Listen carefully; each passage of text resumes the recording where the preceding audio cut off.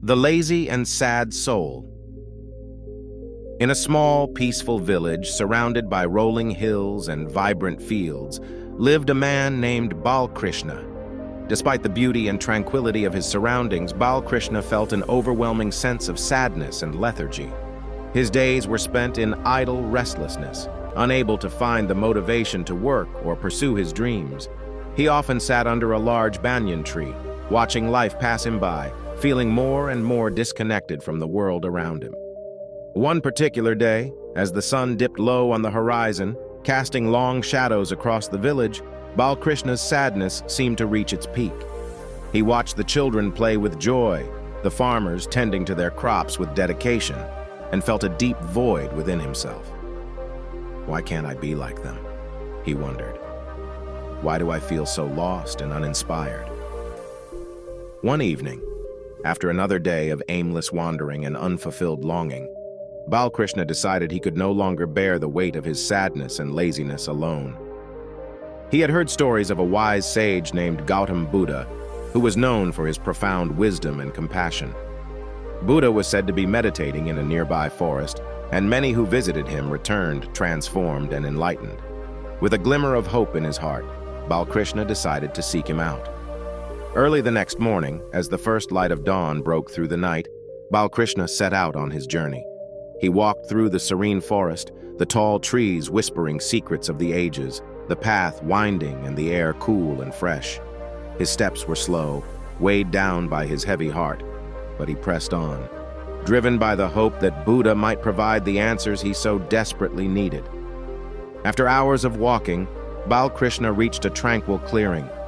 There, under the shade of a majestic Bodhi tree, sat Gautam Buddha in deep meditation. The atmosphere was calm, filled with an aura of peace and serenity. Birds sang softly in the branches above, and a gentle breeze rustled the leaves, creating a natural symphony of tranquility. Balkrishna felt a wave of calm wash over him just by being in Buddha's presence. He approached cautiously, his steps tentative, and his heart pounding with a mixture of awe and hesitation. Finally, he gathered the courage to speak. With a deep bow, Balkrishna approached Buddha and poured out his heart. "O wise one," he began, his voice trembling with emotion, "I am lost and filled with despair. My life is consumed by laziness and sadness. I have no motivation, no purpose. Please, guide me." Buddha opened his eyes and looked at Balkrishna with infinite compassion. He smiled gently and gestured for Balkrishna to sit beside him. "Tell me more, Balkrishna," Buddha said softly, his voice soothing and warm. Balkrishna sat down and, for the first time in a long while, felt a sense of relief. He began to talk about his struggles, his lack of motivation, and the sadness that seemed to envelop his life.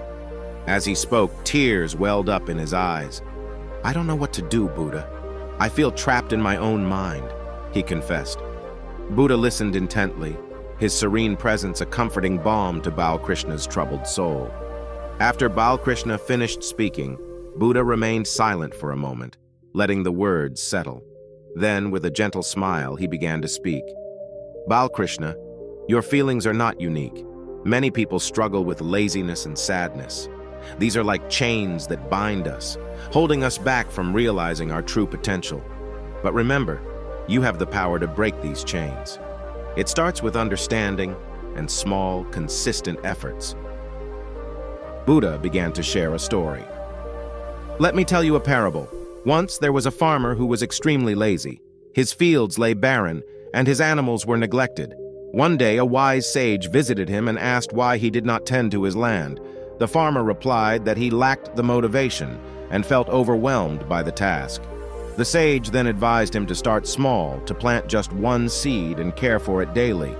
The farmer followed this advice, and over time, his land flourished. Just like this farmer, you must start small and take one step at a time."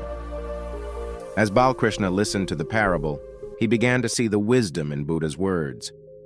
He realized that his own inaction and overwhelming sadness were partly due to his habit of viewing tasks as insurmountable obstacles.